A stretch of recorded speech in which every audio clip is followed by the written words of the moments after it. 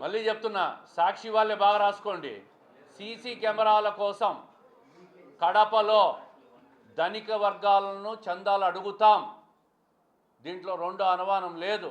ఇది కడప నగర భద్రత కోసం ఎన్నికల్లో హామీ ఇచ్చినాం.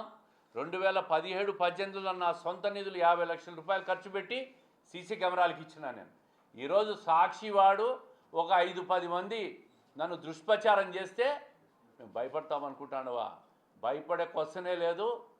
నిన్న ఎమ్మెల్యే గారు కూడా చెప్పినారు, ముఖ్యమంత్రి గారి పర్యటనలో సీసీ కెమెరాలను కడప నగరానికి పూర్తి చేసి ప్రజలకు భద్రత ఇచ్చే దాంట్లో ఎట్టి పరిస్థితుల్లో రాజీ పడే ప్రసక్తే లేదు. వైసీపీ కాదు, సాక్షి టీవీ కాదు, సాక్షి పత్రిక కాదు, సాక్షి ఏమంటారు సోషల్ మీడియా దాంట్లో కాదు, దేశంలో ప్రపంచంలో వేసుకోండి. మేము ప్రజలు చందాలు ఇచ్చే నిజాయితీ పరులైన నగర భద్రతను కాంక్షించే వాళ్ళు ఎవరైనా, మీరు కూడా పత్రికా సోదరులు కూడా ₹1 చందా ఇచ్చినా నేను తీసుకుంటా, ఇవ్వండి. దానికి అకౌంటబిలిటీ ఉంది. ₹1 అయినా ఆ మ్యానుఫ్యాక్చర్ చేసే కంపెనీకి చెక్కు రూపంలో ఇవ్వండి.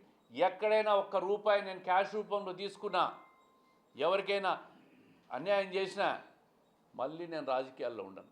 అంతే తప్ప 5-10 మంది దుష్ప్రచారం చేసుకొని పని కట్టుకునే వాళ్ళు ఉంటే వాళ్ళకు సమాధానం చెప్పాల్సిన అవసరము, భయపడాల్సిన అవసరం నాకు లేదు.